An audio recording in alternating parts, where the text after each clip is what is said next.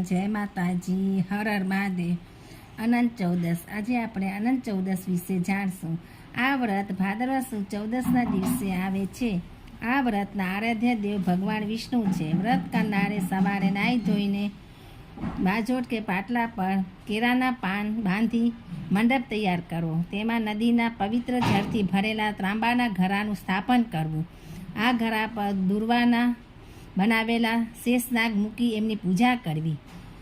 રેશમી દોરામાં સોનાના તાર ગૂંથી તેની 14 ગાંઠો વાળી એ દોરાને હાથમાં બાંધવો। આમ આ વ્રત 14 વર્ષ સુધી કરવું। બ્રાહ્મણોને જમાડવા અને યથાશક્તિ દાન દક્ષિણા આપવી।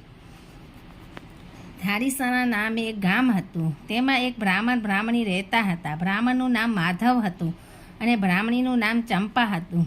તેમને લીલા નામે એક પુત્રી હતી। પુત્રીને નાનપણમાં એકલી મૂકીને એની માં ચંપા સ્વર્ગે સિધાવી ગઈ। એ છોકરીના બાપા માધવે ફરી લગ્ન કર્યા। એની નવી પત્નીનું નામ કરકસા હતું। સ્વભાવે પણ તે કરકસા જ હતી। કરકસા ઓરમાન છોકરી લીલાને ખૂબ દુઃખ આપતી હતી અને તેની પાસે ઘરનું કામ પણ ખૂબ જ હદવગરનું કરાવતી હતી। નાની ઉંમરની છોકરી બિચારી નવી માને કશું કહેતી ન હતી અને ચૂપચાપ પોતાનું કામ કરે જ જતી હતી। લીલા હવે ઉંમરલાયક થઈ હતી। આથી તેના લગ્ન માટે માધવ મૂર્તિયાની શોધમાં હતો, પરંતુ કોઈ સુયોગ્ય વર હજુ સુધી તેના ધ્યાનમાં આવ્યો ન હતો। એક દિવસ માધવને ત્યાં કૌંડિન્ય મુનિ આવી ચડ્યા। તેમણે લીલાને જોઈને અને તેના હાથનું માંગું નાખ્યું। માધવે ખુશ થઈને તેમના માંગાણે સ્વીકારી લીધું અને લીલાને ખુશીથી પરણાવી દીધી। લીલાને સાસરે વરાવતી વખતે કરકસાએ દહેજમાં કંઈ પણ ના આપ્યું। તેને પહેરે લુગડે જ વિદાય કરી દીધી। માધવ પણ પોતાની નવી પત્ની આગળ લાચાર બની ગયો હતો। કૌંડિન્ય મુનિ લીલાને લઈને એક વેલમાં બેસી ત્યાંથી વિદાય થયા। રસ્તામાં યમુનાજી આવ્યા। આથી કૌંડિન્ય મુનિએ સ્નાન સંધ્યા કરવા વેલમાંથી નીચે ઉતર્યા। સાથે લીલા પણ ઉતરી। નદી કિનારે આવીને લીલાએ જોયું તો કેટલીક સ્ત્રીઓ પૂજા કરી રહી હતી। આથી તેને કૌતુક થયું અને તે પાસે જઈને પૂછવા લાગી, બહેનો, તમે આ શાનું વ્રત કરો છો? આ સાંભળી એક સ્ત્રી કહ્યું, બેન, આજે ભાદરવા સુદ 14નો દિવસ છે, એટલે અમે અનંત ભગવાનનું વ્રત કરીએ છીએ। એ વ્રત કરનારે પુરુષવાચક એક અનાજ લઈ રાંધવું, ત્યાર પછી તેનાથી અડધું ખાવાનું અને અડધું બ્રાહ્મણને આપવું અને અડધું પોતે ખાવું। એક સૂતરનો દોરો લઈ તેની ડાબી બાજુએથી 14 ગાંઠો વાળી તેને કંકુથી રંગવો। ત્યાર પછી ચંદન ચોખાથી તેની પૂજા કરી વ્રત કરનારે ડાબે હાથે બાંધવો।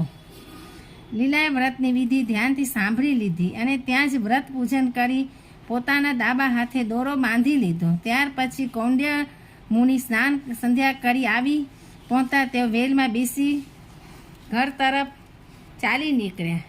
ઘેર આવી પતિ પત્ની સયાસુખ માણતા હતા અને આનંદ મસ્તીમાં રાત્રિનો સમય પસાર કરતા હતા। ત્યાં અચાનક કૌંડિન્યનો લીલાના હાથે બાંધેલો દોરો જોયો અને શંકાશીલ ભાવે પૂછી બેઠા, તે આ હાથે શેનો દોરો બાંધ્યો છે? લીલાએ દોરા પર નજર નાખતા કહ્યું, અનંત ભગવાનનો છે। મેં આજે તેમનું વ્રત લીધું છે। કૌંડિન્યને તેના પર સંતોષ ન થયો અને તેને ગુસ્સામાં આવીને પત્નીના હાથે બાંધેલ દોરો તોડી નાખ્યો। એને એમ થયો કે આ જવાબ ખોટો આપે છે, એટલે એનો સંતોષ ન થયો।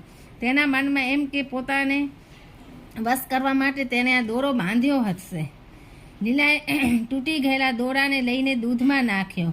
કૌંડિન્ય આ જોઈ ગયા। તેમણે દૂધમાંથી દોરો કાઢી લીધો અને બાળી મૂક્યો। કૌંડિન્યના આવા વર્તનથી અનંત ભગવાન કોપાયમાન થયા।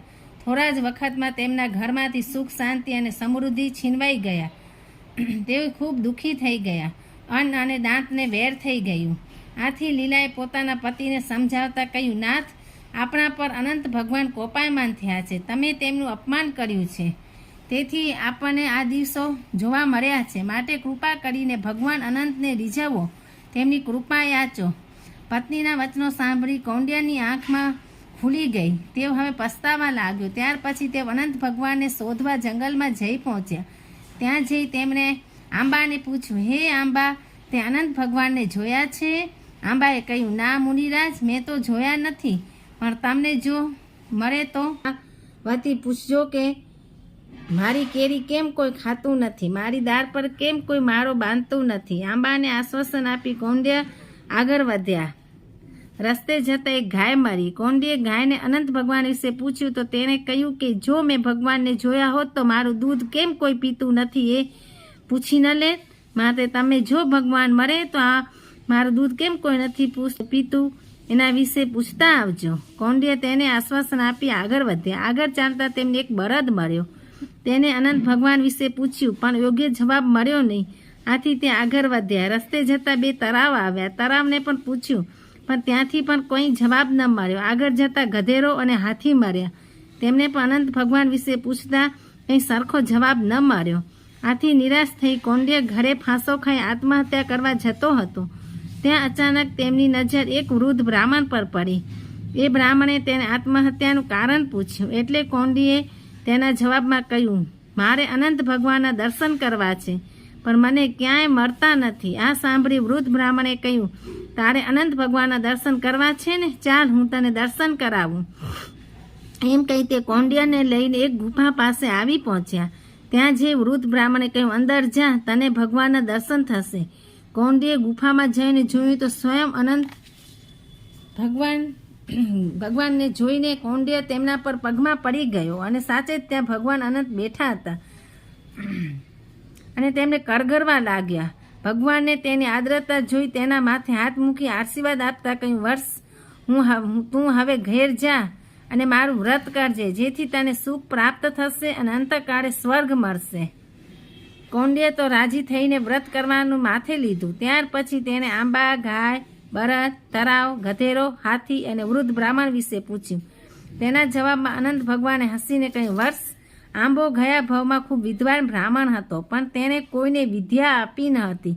આથી તેને આ ભવે આંબાનો અવતાર લેવો પડ્યો અને તેનું ફળ કોઈ ચાખતું નથી કે તેના પર કોઈ મારો બાંધતું નથી. ગાય પૃથ્વી હતી, બળદ ધર્મ હતો, તળાવો પૂર્વજન્મમાં બ્રાહ્મણીઓ હતી. તેમણે ક્યારેય કોઈને દાન કર્યું ન હતું. આથી તેમના કિનારે આવતા પક્ષીઓ તેમાંથી પાણી પીતા નથી. ગધેરો ક્રોધી હતો અને અભિમાની હતો. છેલ્લે તેને જે વૃદ્ધ બ્રાહ્મણ મળ્યો હતો તે હું પોતે હતો.